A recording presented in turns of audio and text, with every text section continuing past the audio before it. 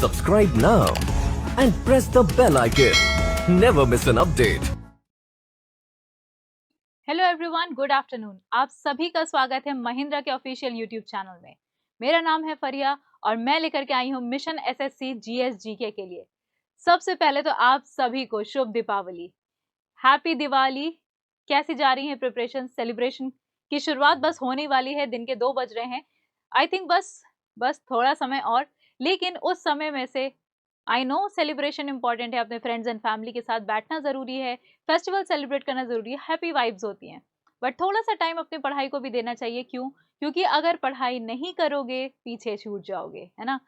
एक बार सिलेक्शन हो जाए फिर सबके साथ मजे से दिवाली सेलिब्रेट करेंगे, अच्छे अच्छे लड्डू खाएंगे, मिठाइयाँ खाएंगे, राइट। लेकिन सेलिब्रेशन के साथ साथ पढ़ाई करना जरूरी है।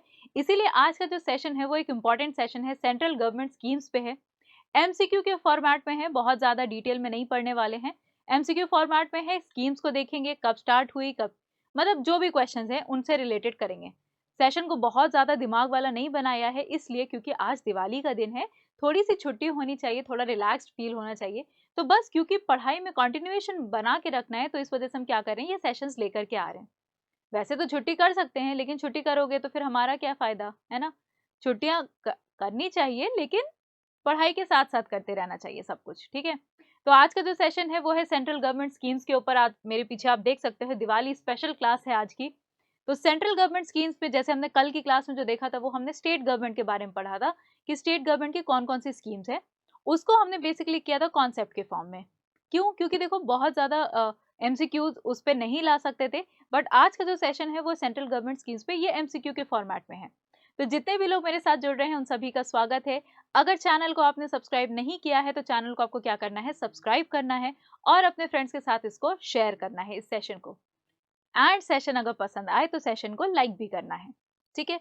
उससे पहले, अगर आप अब तक मेरे टेलीग्राम चैनल के साथ ज्वाइन इन नहीं कर रहे हैं तो आप क्यूआर कोड देख करके, स्कैन करके इसको ज्वाइन कर सकते हैं। मेरे चैनल का नाम है जीएस बाय फरिया मैम। इस चैनल पे हम आपके साथ डिस्कशंस करते रहते हैं।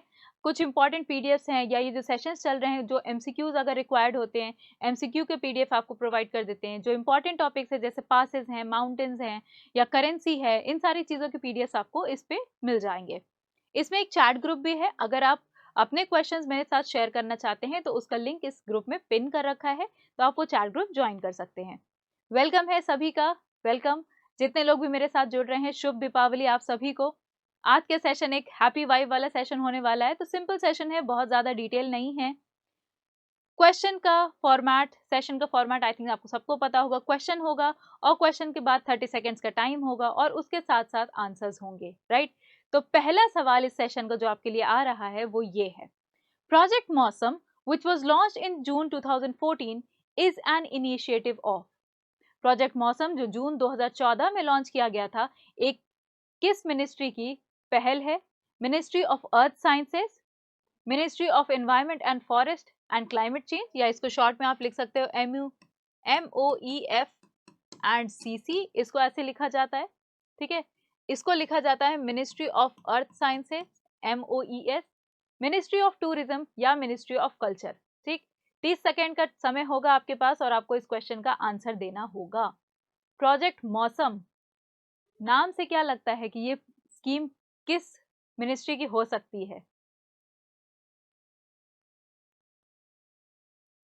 अगर सेशन को लाइक नहीं किया है अब तक तो सेशन को लाइक कर देना, और अपने फ्रेंड्स के साथ इसको आप क्या कर सकते हैं, शेयर भी कर सकते हैं, ताकि बाकी स्टूडेंट्स को भी इसका फायदा हो सके, राइट। तो अगर इस क्वेश्चन के करेक्ट आंसर की हम बात करें तो करेक्ट ऑप्शन होगा option number D, ministry of culture. Yes I know, थोड़ा सा सरप्राइजिंग लग रहा है कि मौसम, प्रोजेक्ट मौसम तो कहीं ना कहीं इसका या इसका होना चाहिए था, बट सरप्राइजिंग एलिमेंट यही है कि ये है मिनिस्ट्री ऑफ कल्चर का। देखो प्रोजेक्ट मौसम क्या था, प्रोजेक्ट मौसम ये था कि मिनिस्ट्री ऑफ कल्चर चाहती थी कि जैसे जो हमारे इंडिया के नेबरिंग कंट्रीज हैं, जैसे बांग्लादेश हो गई, श्रीलंका हो गई, नेपाल हो गई, पाकिस्तान हो गए, ठीक है, तो ये जो हमारे म्यांमार हो गई, तो जितने भी नेबरिंग कंट्रीज हैं उनके साथ हम अपना कल्चरल एक्सचेंज करते रहना चाहिए। मतलब कुछ उनके कल्चर से अपनी चीजें सीखो, आप उनके कल्चर से सीखो, तो ये सारी चीजें ना बेसिकली कल्चरल एक्सचेंज प्रोग्राम के नाम से था। तो ये प्रोजेक्ट मौसम उस चीज से रिलेटेड है ना। मौसम ये एक्चुअली वो वेदर वाला मौसम नहीं था, ये मिनिस्ट्री ऑफ कल्चर का प्रोजेक्ट मौसम रिलेटेड था कल्चरल एक्सचेंज से, ठीक। अगला सवाल, एमपी लैड्स, ये तो सुना होगा आपने एमपी लैड्स के बारे में। Members of parliament local area development scheme MP lads was introduced in December of which year. Sorry, आप इसको नंबरिंग चेंज कर लो, हो सकता है नंबरिंग में थोड़ा सा गड़बड़ हो गई है। ए इज फॉर 2014, 2004, 1991 या 1993। एमपी लैड्स स्कीम कब शुरू किया गया था, किस साल?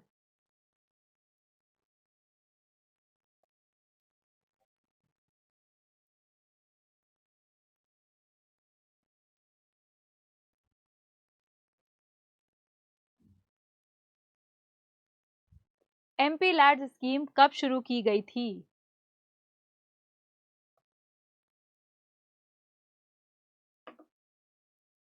देखो, अगर इसका करेक्ट ऑप्शन देखा जाए तो ऑप्शन नंबर डी इसका करेक्ट ऑप्शन है। 1993 में इसकी शुरुआत की गई थी, 1993। एमपी लैड स्कीम क्या है? Member of parliament local area development scheme. नाम से ही पता चल रहा है किसी स्थानीय क्षेत्र के विकास के लिए जो मेंबर्स ऑफ पार्लियामेंट होते हैं, जैसे लोकसभा और राज्यसभा, इन एमपीज को एक फंड दिया जाता है ना। पूरे साल में इनको एक फंड दिया जाता है कि इतने फंड का आपको खर्चा करना है अपने एरिया के डेवलपमेंट के लिए। तो ये वो है स्कीम, एमपी लैड की स्कीम। ठीक है, यस, एमपी लैड्स।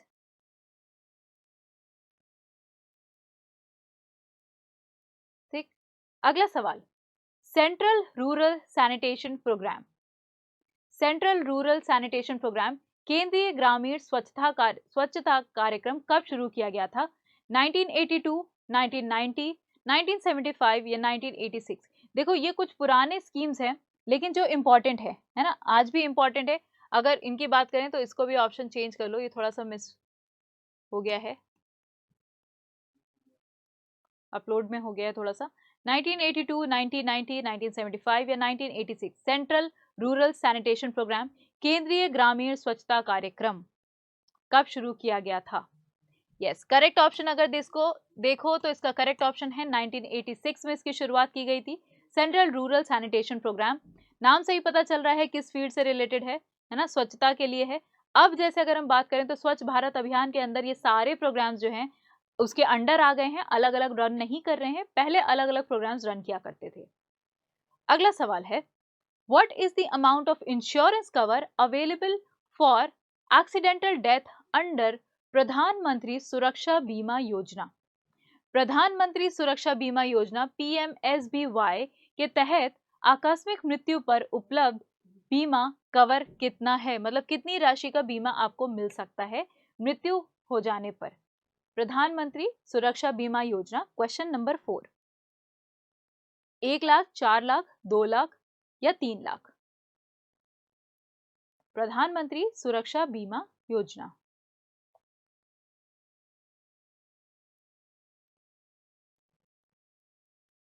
देखो, इंश्योरेंस स्कीम्स अलग अलग सेक्टर के लिए आती रहती है। जैसे ये स्कीम जो कवर कर रही है ये लाइफ इंश्योरेंस की है ना, किसी की लाइफ को इंश्योर कर रही है कि इन केस अगर उसकी डेथ हो जाती है या परमानेंट डिसेबिलिटी हो जाती है तो इस केस में क्या किया जा सकता है। तो ये प्रीमियम देते हैं, है ना, हर साल प्रीमियम दिया जाता है और उसके अकॉर्डिंग अगर आपकी मृत्यु हो जाती है तो आपको 2 लाख की राशि मिल सकती है ना। आपके बीमा की जो राशि है वो 2 लाख की है प्रधानमंत्री सुरक्षा बीमा योजना के अंतर्गत।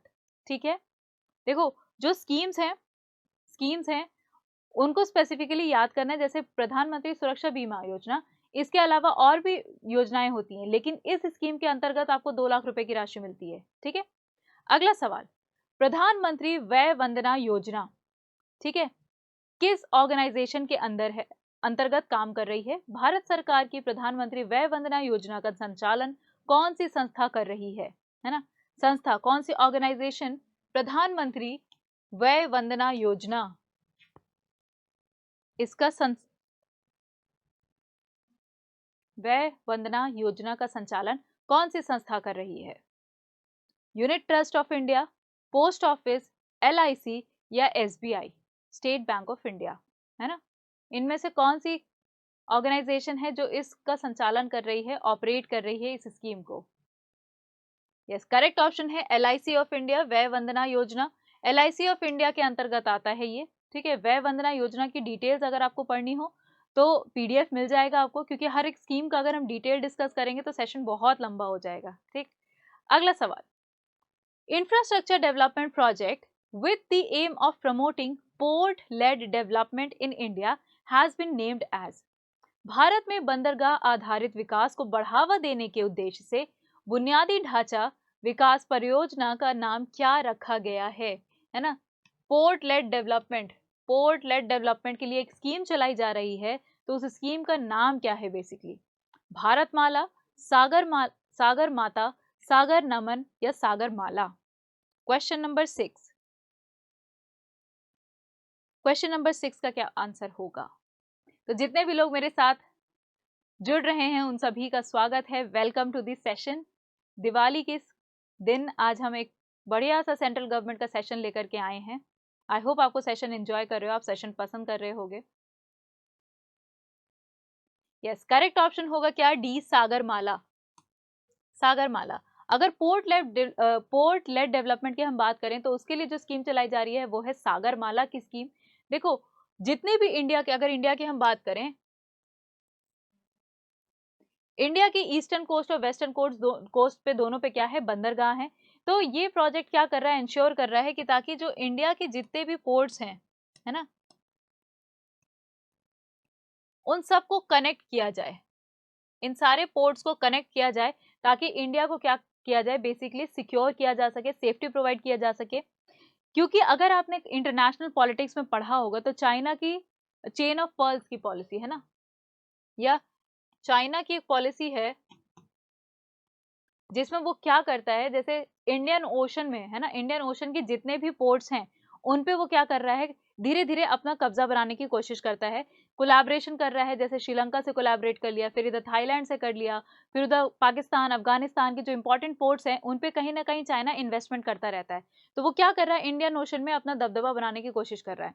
तो उसको काउंटर करने के लिए चाइना की जो स्ट्रिंग ऑफ पर्ल्स की पॉलिसी है ना, स्ट्रिंग ऑफ पर्ल्स की पॉलिसी कहते हैं इसको, ये चाइना की पॉलिसी है स्ट्रिंग ऑफ पर्ल्स की। तो उसको कहीं ना कहीं काउंटर करने के लिए इंडिया बेसिकली अपनी सेफ्टी, अपनी सिक्योरिटी बढ़ा रहा है, जिसमें सागरमाला के जरिए जितने भी इंडिया के पोर्ट्स हैं, पोर्ट एरियाज हैं, उनको क्या कर रहा है, वो डेवलप कर रहा है, ताकि एक तो पहली चीज है ना, इंफ्रास्ट्रक्चर डेवलप हो जाएगा तो इंडिया का एक्सपोर्ट इंपोर्ट बिजनेस भी अच्छा हो जाएगा, और सेकेंडली इंडिया को सेफ्टी एंड सिक्योरिटी भी मिल जाएगी। ठीक है, तो ये है सागरमाला प्रोजेक्ट। अगला सवाल, what is the maximum amount of loan permissible under प्रधानमंत्री मुद्रा योजना। प्रधानमंत्री मुद्रा योजना के तहत अधिकतम कितनी राशि का ऋण स्वीकार किया जा सकता है, 12 लाख, 5 लाख, 3 लाख या 10 लाख। प्रधानमंत्री मुद्रा योजना।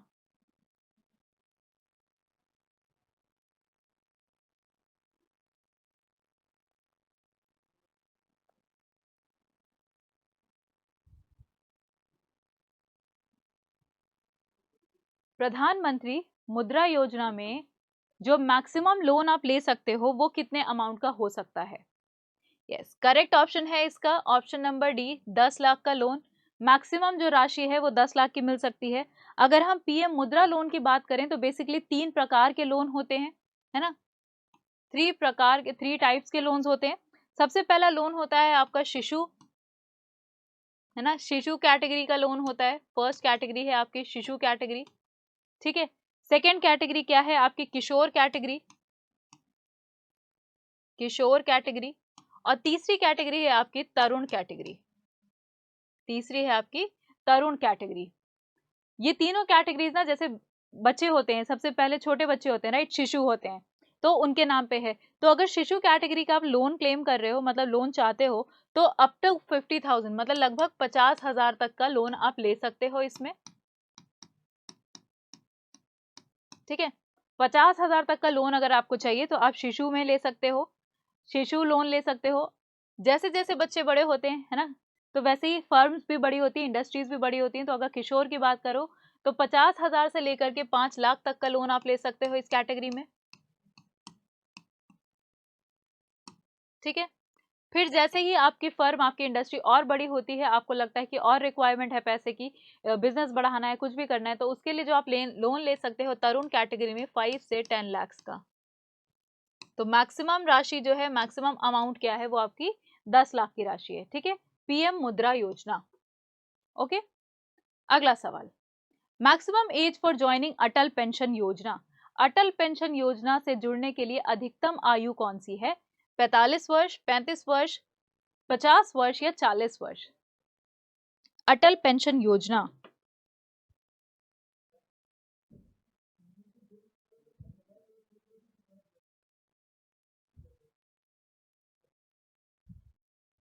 देखो, अलग अलग पेंशन स्कीमें आती रहती हैं, अलग अलग पेंशन स्कीम सरकार द्वारा आती रहती है, तो हर एक स्कीम का एक स्पेसिफिक क्राइटेरिया होता है। अगर अटल पेंशन योजना की बात करें तो ये एक स्पेसिफिक स्कीम है, ठीक है, इसकी एक स्पेसिफिक एज लिमिट है, इससे ज्यादा आप नहीं जा सकते। तो अगर इस क्वेश्चन की करेक्ट ऑप्शन की बात करो तो ऑप्शन नंबर डी होगा, 40 साल मैक्सिमम लिमिट है ना। अगर आप अटल पेंशन योजना को ज्वाइन करना चाहते हो तो मैक्सिमम लिमिट आपकी 40 साल की है, ठीक है। जो एज है, मिनिमम एज है, तो वो 18 साल है। तो बेसिकली आप 18 वर्ष की आयु से 40 वर्ष की आयु के बीच में इस स्कीम के अंतर्गत रजिस्टर कर सकते हो और अटल पेंशन योजना का भाग बन सकते हो। तो जो लिमिट है वो ये है, 18 से 40। कुछ और स्कीम्स है जिसमें 18 से 50 का भी है ऑप्शन, ठीक है। अटल पेंशन योजना 18 से 40 वर्ष के लिए है। अगला सवाल, प्रवासी तीर्थ दर्शन योजना में भारतीय मूल के, ठीक है, भारतीय मूल के और गिरमिटिया देशों के लोगों को प्राथमिकता दी जाती है। निम्नलिखित में से कौन सा देश उनमें से एक नहीं है? प्रवासी तीर्थ दर्शन योजना, people of Indian origin and Girmitiya countries are given priority. Which of the following is not one of them? प्रवासी तीर्थ यात्रा दर्शन योजना में से कौन सी कंट्री नहीं है? मॉरिशस, ऑस्ट्रिया, फिजी या ग्युयाना? प्रवासी तीर्थ दर्शन योजना, प्रवासी भारतीय दिवस के बारे में पता ही होगा आपको।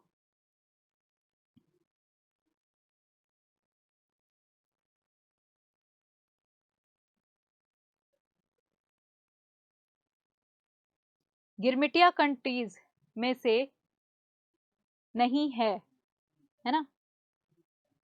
यस, करेक्ट ऑप्शन है इसका Austria, option number B correct option है ऑस्ट्रिया, है ना। प्रवासी तीर्थ दर्शन योजना में जो प्रेफरेंस दी जाती है वो पीपल ऑफ इंडियन ओरिजिन को दी जाती है, पीआईओ को, और गिरमिटिया कंट्रीज के लोगों को, ठीक है। तो ऑस्ट्रिया उसमें से एक हिस्सा नहीं है। अब आप सवाल ये पूछेगा मैम ये गिरमिटिया कंट्रीज क्या होती हैं, तो पहली बार सुन रहे हैं। तो गिरमिटिया देश वो होते हैं, जैसे अगर इंडिया के जो लेबर्स हैं पहले जमाने जब वो वहां जाकर के रहे थे, है ना, इंडेंचर्ड लेबर्स जिसे आप बोलते हो, इंडेंचर्ड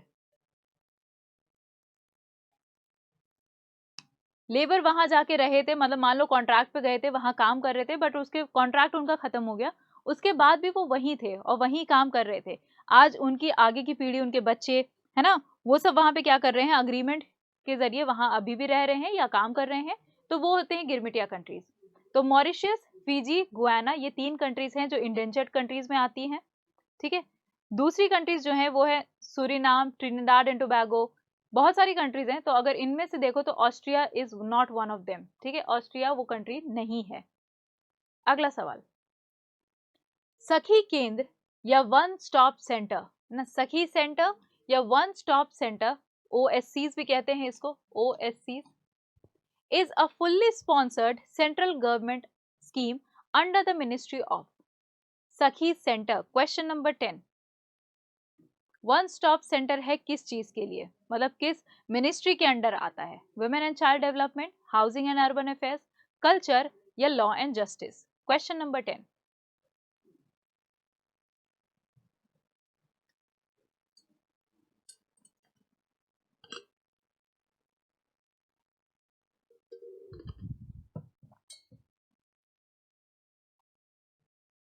यस, करेक्ट ऑप्शन है इसका option number A, women and child development.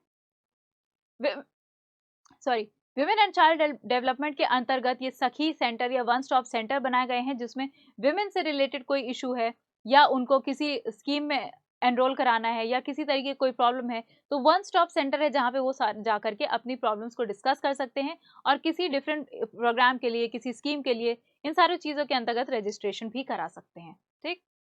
अगला सवाल, प्रधानमंत्री गरीब कल्याण योजना किस साल में लॉन्च की गई थी? प्रधानमंत्री गरीब Kalyan Yojana was launched in which year? 2014, 16, 17 और 2019? प्रधानमंत्री गरीब Kalyan Yojana.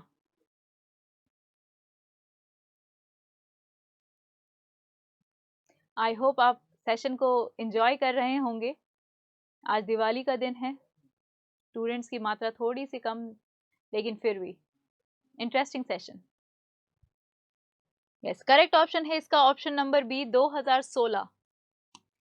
Correct option number B 2016 में प्रधानमंत्री गरीब कल्याण योजना की शुरुआत की गई थी।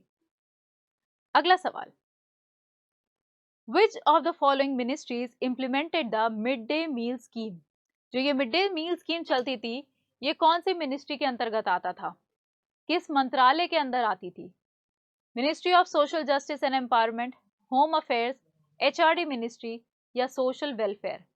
सामाजिक न्याय, ठीक, गृह मंत्रालय, मानव संसाधन या समाज कल्याण मंत्रालय? Question number 12। Question number 12, mid day meal scheme, जिसमें बच्चों को स्कूल के समय एक टाइम का खाना मिलता था, है ना, पका हुआ खाना, कुक्ड फूड। तो ये मिड डे मील स्कीम किसके अंतर्गत आती है? अगर करेक्ट ऑप्शन को देखो तो एमएचआरडी इसका करेक्ट ऑप्शन है, option number C, ministry of human resource development, मानव संसाधन विकास मंत्रालय, है ना, एमएचआरडी। अगला सवाल, स्वदेश दर्शन स्कीम। अगला सवाल है, स्वदेश दर्शन scheme aims to promote international and domestic tourism across India. Which of the following is not one of the 13 thematic circuits under the scheme of Ministry of Tourism? इतने से स्टेटमेंट में बहुत सारी इंफॉर्मेशन मिल गई। पहली इंफॉर्मेशन ये है कि स्वदेश दर्शन स्कीम है, ठीक है, इस स्कीम के अंतर्गत क्या किया जा रहा है, जो डोमेस्टिक और इंटरनेशनल टूरिज्म है ना, उसको बढ़ावा दिया जा रहा है, उसके पर्यटन को बढ़ावा दिया जा रहा है। इसके अंतर्गत 13 थीमेटिक सर्किट्स बनाए गए हैं, मतलब 13 ऐसी जगह को डिसाइड किया गया है, सर्किट बनाए गए जो कनेक्ट कर रहे हैं, है ना, अलग अलग टूरिज्म के एरिया को कनेक्ट कर रहे हैं। किस मिनिस्ट्री के अंतर्गत आती है? मिनिस्ट्री ऑफ टूरिज्म के अंतर्गत आती है। अब सवाल ये है कि ये जो 13 सर्किट हैं, उनमें से कौन सा 13 में से सर्किट नहीं है ना? स्वदेश दर्शन योजना का उद्देश्य पूरे भारत में अंतर्राष्ट्रीय और घरेलू पर्यटन को बढ़ावा देना है। निम्नलिखित में से कौन सा पर्यटन मंत्रालय की योजना के तहत 13 विषयगत सर्किटों में से नहीं है?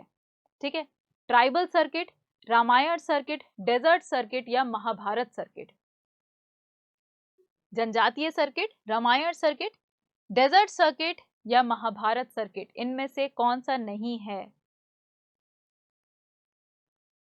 मतलब अलग अलग जो टूरिज्म के एरियाज हैं उनको ज्वाइन करके एक पूरा कह सकते हो सर्किल बनाया गया है, सर्किट बनाया गया है, तो इनमें से वो कौन सा नहीं है?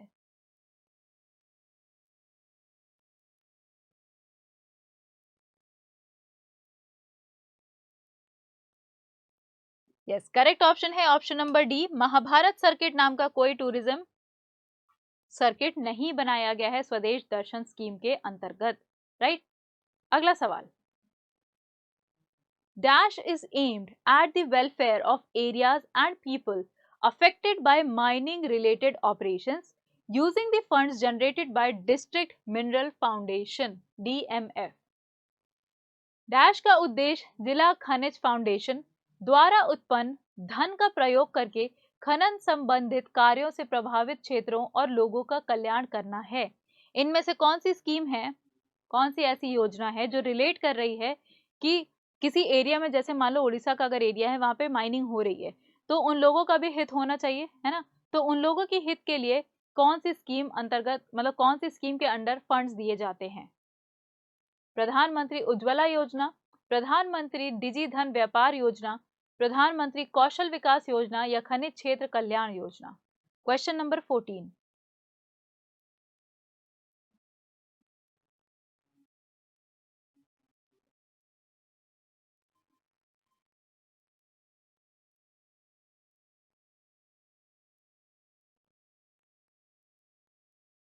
डिस्ट्रिक्ट मिनरल फाउंडेशन के अंतर्गत फंड्स इकट्ठा किए जाते हैं और उस फंड के जरिए प्रधानमंत्री खनिज क्षेत्र कल्याण योजना के तहत लोगों के विकास में मदद की जाती है, राइट। अगला सवाल, who among the following has served the chief economic adviser of government of India, RBI का governor and head of planning commission, all three position in his bureaucratic career. बहुत इंटरेस्टिंग से सवाल है। निम्नलिखित में से किसने अपने नौकरशाही करियर में भारत सरकार के मुख्य आर्थिक सलाहकार, भारतीय रिजर्व बैंक के गवर्नर और योजना आयोग के प्रमुख तीनों पदों पर कार्य किया है? Arun Jaitley, Subramanian Swamy, Manmohan Singh and P Chidambaram. Question number 15। Question number 15 है, चीफ इकोनॉमिक एडवाइजर, आरबीआई के गवर्नर और प्लानिंग कमीशन, है ना, हेड ऑफ प्लानिंग कमीशन, कौन रहा है इनमें से?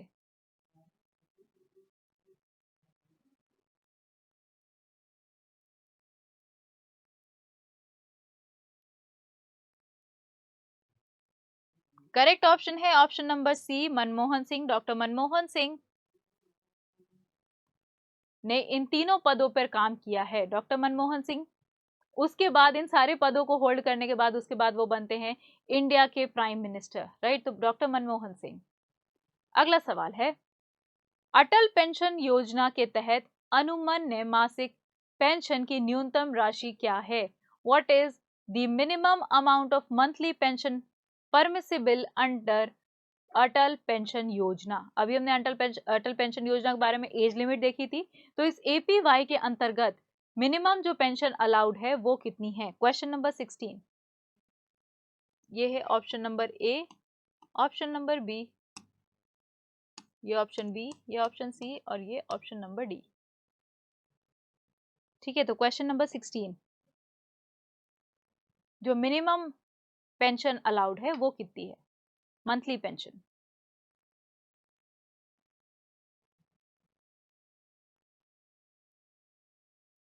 करेक्ट ऑप्शन है ऑप्शन नंबर बी, 1,000 रुपए की मिनिमम मंथली पेंशन दी जा सकती है।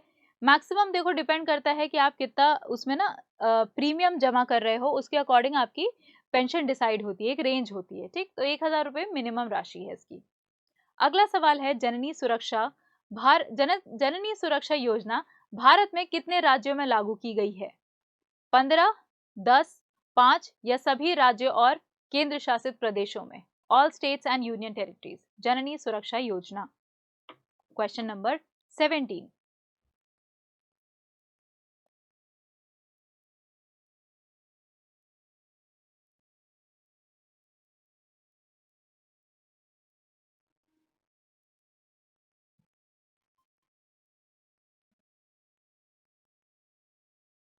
जननी सुरक्षा योजना इंस्टीट्यूशनल बर्थ से रिलेटेड है ना, जच्चा बच्चा के लिए है। तो करेक्ट ऑप्शन है all states and union territories, सारे यूनियन टेरिटरीज और स्टेट्स में इसको लागू किया गया है। ये बेसिकली फोकस करता है जो नवजात बच्चे होते हैं, जैसे वो बच्चे पैदा होते हैं, प्लस जो प्रेग्नेंट मदर्स होती हैं, एक्सपेक्टिंग मदर्स होती हैं, उनके लिए जननी सुरक्षा योजना, इसके अंतर्गत all states and union territories में ये स्कीम लागू कर दी गई है। अगला सवाल है, प्रधानमंत्री आवास योजना किस मंत्रालय के अंदर आता है? अंडर विच मिनिस्ट्री इज प्रधानमंत्री Awas Yojana? Housing and urban affairs, ministry of finance, MHRD या इनमें से कोई नहीं? आवास और शहरी मामलों का मंत्रालय।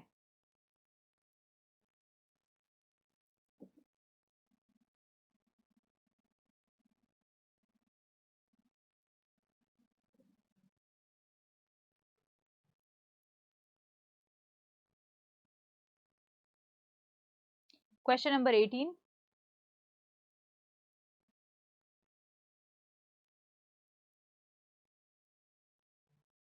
प्रधानमंत्री आवास योजना का करेक्ट ऑप्शन है ministry of housing and urban affairs, ठीक। आवास और शहरी मामलों का मंत्रालय करेक्ट ऑप्शन है। अगला सवाल है, जल शक्ति अभियान कब लॉन्च किया गया था? जल शक्ति अभियान कब शुरू किया गया था?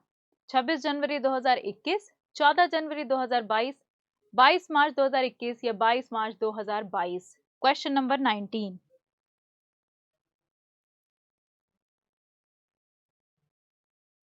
जल शक्ति अभियान।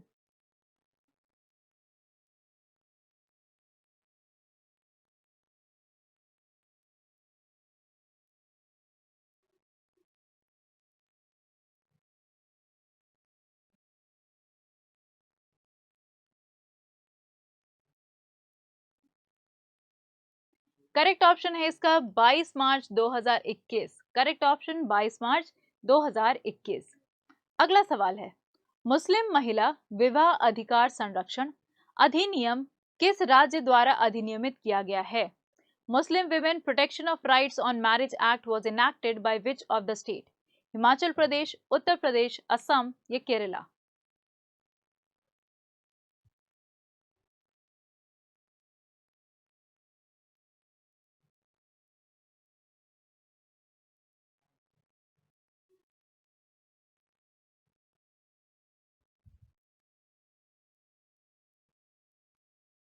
अगर चैनल को आपने अब तक सब्सक्राइब नहीं किया है तो चैनल को एक बार सब्सक्राइब कर लेना, ताकि नोटिफिकेशंस आपको क्या करें, लगातार मिलती रहें। जब भी सेशन लाइव होता है तो आपको नोटिफिकेशंस मिल जाते हैं, राइट। इस क्वेश्चन के करेक्ट ऑप्शन की बात करें तो option number B, Uttar Pradesh, इसका करेक्ट ऑप्शन है। अगला सवाल, स्वच्छ भारत अभियान कब लॉन्च किया गया था? बहुत इंपॉर्टेंट अभियान है ना, स्कीम है, पॉलिसी है, और डेट भी बहुत इंपॉर्टेंट है। स्वच्छ भारत अभियान कब शुरू किया गया था? 2022 14 नवंबर, 2015 15 अगस्त, 2 अक्टूबर 2014 या 2 अक्टूबर 2017? 21, क्वेश्चन नंबर 21।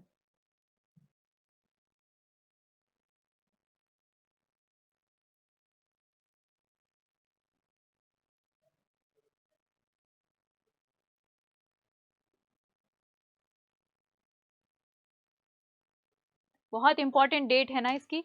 तो 2 अक्टूबर 2014 जैसे सबको पता है गांधी जयंती का दिन होता है, क्योंकि गांधी जयंती, सॉरी, गांधी जी के जो विचार थे, उनका ये कहना था कि आप स्वच्छता में बिलीव करें ना। स्वच्छ भारत अभियान का अगर आप लोगो भी देखते हो तो लोगो में भी क्या बना हुआ है, गांधी जी के जो चश्मे थे वो बने हुए हैं। इट इंडिकेट्स कि गांधी जी के जो थॉट्स है, आइडियोलॉजीज हैं, है ना, उनके जो विचार है, हम उस पर आगे काम करने की कोशिश कर रहे हैं। इस वजह से ये डेट स्पेसिफिकली चुनी गई थी 2 अक्टूबर को, जिस दिन स्वच्छ भारत अभियान की शुरुआत की गई है। अगला सवाल, आयुष्मान भारत किसने लॉन्च किया था? आयुष्मान भारत योजना बहुत इंपॉर्टेंट योजना है, तो आयुष्मान भारत की जो शुरुआत है वो किसने की थी? पीएम नरेंद्र मोदी, श्री अमित शाह, श्री नितिन गडकरी या इनमें से कोई नहीं? Question number 22, Ayushman Bharat.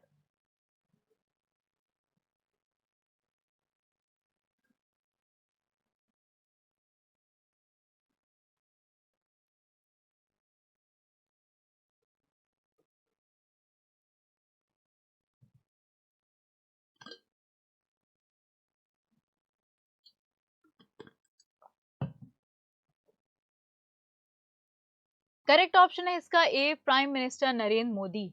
अब ये आयुष्मान भारत की स्कीम है क्या? देखो, इस स्कीम के अंतर्गत हर फैमिली को 5 लाख रुपए सालाना दिए जाते हैं, एनुअली दिए जाते हैं, एनुअली पर family for secondary and tertiary, secondary and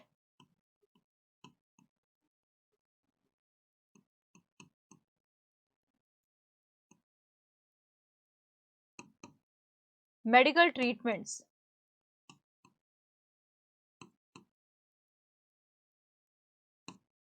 मतलब ये है कि जो बिलो पॉवर्टी लाइन की फैमिलीज हैं, ऐसी फैमिलीज हैं जो गरीब हैं, एक स्तर के नीचे आती हैं, तो 5 लाख सालाना उनको दिया जाता है पर फैमिली।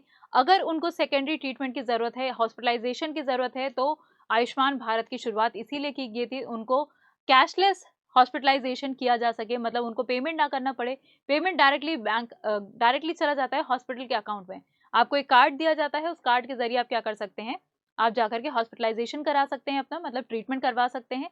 प्राइवेट और गवर्नमेंट दोनों हॉस्पिटल्स इसमें इंक्लूडेड हैं।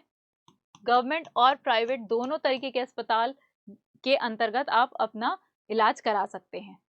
अगला सवाल है, बेटी बचाओ बेटी पढ़ाओ योजना किससे संबंधित है? Women empowerment, girl child development, girl education या all of the above? Beti Bachao Beti Padhao.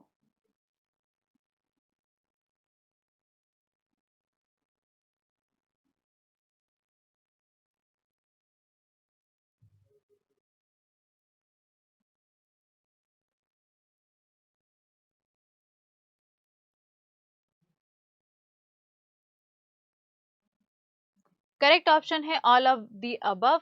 इन सारी चीजों को फोकस करता है। विमेन एम्पावरमेंट, है ना, महिला सशक्तिकरण, girl child development, girl education, सारी चीजों पे फोकस करता है आपका बेटी बचाओ बेटी पढ़ाओ। अगला सवाल है, under which of the following which of the following scheme comes under the ministry of commerce and industry. निम्नलिखित में से कौन सी योजना वाणिज्य और उद्योग मंत्रालय के अंतर्गत आती है? स्वच्छ भारत अभियान, नेशनल बाल स्वच्छता, नेशनल डिजिटल हेल्थ मिशन या make in India.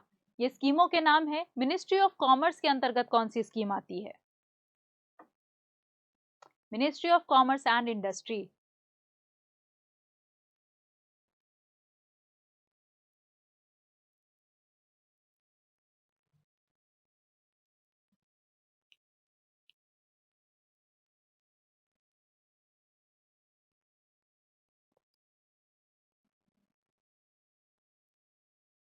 Correct option है आपका option number D, make in India. Right, make in India क्या है? Ministry of commerce and industry के अंतर्गत आती है ये स्कीम। अगला सवाल, SI का फुल फॉर्म क्या है ना? SI एक स्कीम है, तो ये SI का फुल फॉर्म क्या है? Silk India, skill India, safe India या सैनिटाइज्ड इंडिया। फुल फॉर्म क्या है?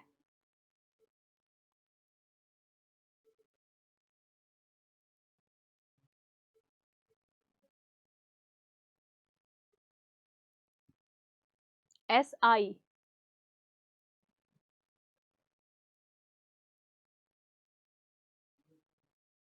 करेक्ट ऑप्शन है इसका यस, स्किल इंडिया, है ना, स्किल इंडिया। SI जो गवर्नमेंट पॉलिसीज में लिखा रहता है तो उसका मतलब होता है स्किल इंडिया। अगला सवाल है, प्रधानमंत्री लघु व्यापारी मानधन योजना के तहत न्यूनतम सुनिश्चित पेंशन क्या है? देखो अभी अटल पेंशन योजना के बारे में डिस्कस कर लिया हमने, ठीक है, 2 क्वेश्चन थे अटल पेंशन योजना पे। अब अगला जो कॉन्सेप्ट है, अगली जो स्कीम है वो है प्रधानमंत्री लघु व्यापारी मानधन योजना। तो अब इस योजना के अंतर्गत अश्योर्ड पेंशन, मिनिमम पेंशन कितनी है? 2000, 3000, 5000 या 10,000? मानधन योजना। आज दिवाली का दिन है, तो आप और मेहनत से और लगन से पढ़ना चाहिए आपको, ताकि आपकी जो सक्सेस है ना वो कंफर्म हो जाए। सक्सेस तभी कंफर्म होगी जब आप मेहनत करोगे, अगर मेहनत नहीं करोगे तो नहीं होगी। राइट, तो इस सवाल का करेक्ट ऑप्शन है ऑप्शन नंबर बी, 3000 रुपए, 3000 रुपीज जो मंथली पेंशन है वो सुनिश्चित है, 3000 रुपीज। अगला सवाल, what is the maximum turnover limit for trader to be eligible for प्रधानमंत्री लघु व्यापारी मानधन योजना? प्रधानमंत्री मानधन योजना के पात्र होने के लिए व्यापारी के लिए अधिकतम टर्नओवर सीमा क्या है? देखो मैक्सिमम टर्नओवर, अधिकतम टर्नओवर सीमा क्या है? 50 लाख, 1 करोड़, 25 करोड़ या 50 करोड़? अधिकतम टर्नओवर कितना होना चाहिए किसी भी व्यापारी के लिए ताकि वो मानधन योजना के अंतर्गत आ सके? लघु व्यापारी।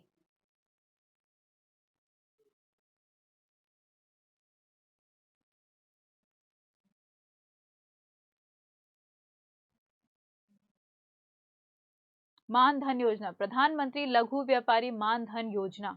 करेक्ट ऑप्शन है इसका ऑप्शन नंबर डी, 50 करोड़ रुपए, है ना, 50 करोड़ रुपए मैक्सिमम टर्नओवर है किसी भी व्यापारी के लिए अगर वो मानधन योजना के अंतर्गत आना चाहता है।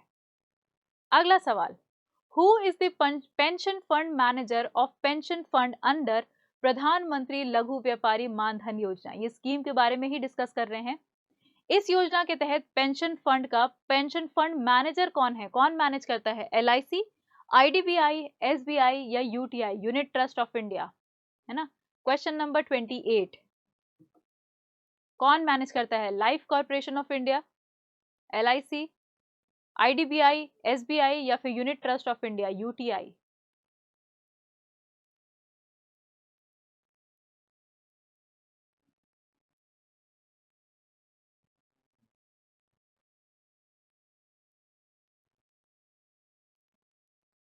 यस, करेक्ट आंसर है इसका ऑप्शन नंबर ए, LIC। LIC इसका फंड मैनेजर है।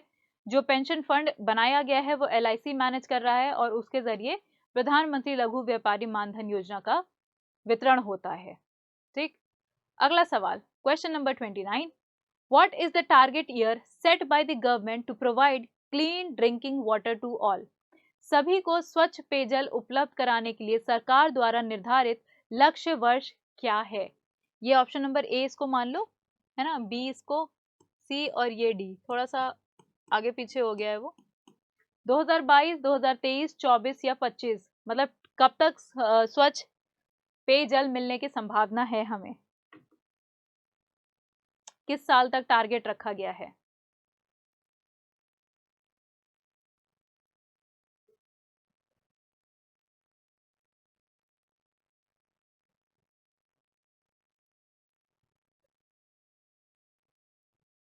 स्वच्छ पेयजल, ड्रिंकिंग वाटर, करेक्ट ऑप्शन है इसका ऑप्शन नंबर सी 2024, है ना। 2024 तक टारगेट रखा गया है कि provide clean drinking water to all, है ना। अभी हर घर पानी जो प्रोवाइड किया जा रहा है टैप के जरिए किया जा रहा है ना। इसी स्कीम को इम्प्लीमेंट करने के लिए किया जा रहा है, जो पानी पहुंच रहा है वो टैप्ड वाटर पहुंचे, है ना। 2024 तक provide clean drinking water to all की एक टारगेट रखी गई है सरकार द्वारा। अगला सवाल है, what is the minimum assured pension under प्रधानमंत्री किसान पेंशन योजना? प्रधानमंत्री किसान पेंशन योजना के तहत न्यूनतम सुनिश्चित पेंशन क्या है? 2000, 3000, 5000 या 10,000? Question number 30।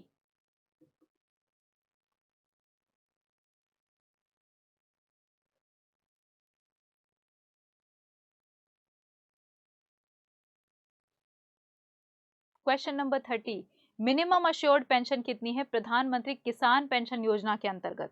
देखो, जैसे हमने पहले भी बात किया ना कि अलग अलग स्कीमें हैं, अलग अलग पेंशन को कवर कर रही हैं, अलग अलग एरियाज को कवर कर रही हैं, एज लिमिट अलग है, पेंशन अलग है। तो अगर इसी स्कीम की बात करो तो करेक्ट ऑप्शन है ऑप्शन नंबर बी, 3,000 रुपए, है ना। मिनिमम जो पेंशन प्रोवाइड की जा सकती है इस स्कीम के अंतर्गत वो है 3,000 रुपए, राइट। तो यहीं पे हम सेशन को एंड करेंगे, सॉरी कंट्रोल नहीं, एंड करेंगे, क्योंकि दिवाली है। 30 क्वेश्चंस हमने सॉल्व किए, बहुत सारे क्वेश्चन सॉल्व कर लिए हैं।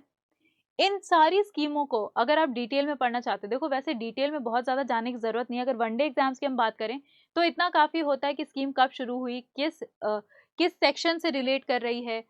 अब जैसे अगर प्रधानमंत्री किसान पेंशन योजना की बात करो तो ये अमाउंट कितना दिया जा रहा है, कब कब दिया जा रहा है, कौन सी और स्कीमें हैं जो इंश्योरेंस सेक्टर में। बट अगर इसके बाद भी अगर जरूरत पड़ती है आपको कि आपको और ज्यादा डिटेल में नॉलेज चाहिए, तो आप मेरे चैनल से, जो मेरा चैनल है ना, मेरे चैनल से आप क्या कर सकते हो, चैनल से इस पीडीएफ को डाउनलोड कर सकते हो। चैनल का मेरा लिंक है ये जीएस बाय फरिया मैम। जो आज का सेशन है ना, वो हमने पूरे सेशन को इस तरीके से डेवलप किया था कि जैसे जो एमसीक्यूज हैं उनके जरिए हम काफी नॉलेज गेन कर सकें, राइट। तो ये टेलीग्राम चैनल का कोड है। आज है दिवाली, तो आज के सेशन को आज हम इतना ही रखेंगे, बहुत ज्यादा डिटेल में नहीं जाएंगे। सेंट्रल गवर्नमेंट की स्कीम्स को हमने पढ़ लिया है।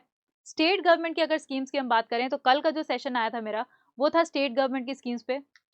उसमें चेंजेस होते रहते हैं, है ना, हर बार चेंज होता रहता है। हर मंथ हर स्टेट अपनी एक कोई नई स्कीम लागू करके आती है। वैसे ही अगर हम बात करें सेंट्रल गवर्नमेंट की, तो सेंट्रल गवर्नमेंट की भी स्कीम्स आती रहती हैं, राइट। तो आज के सेशन को यहीं पे कंक्लूड कर रहे हैं, ठीक है। आज के सेशन को यहीं कंक्लूड करेंगे। कल मिलेंगे आपसे दिन में 2 बजे।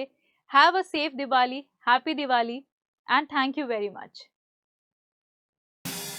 Subscribe now and press the bell icon. Never miss an update.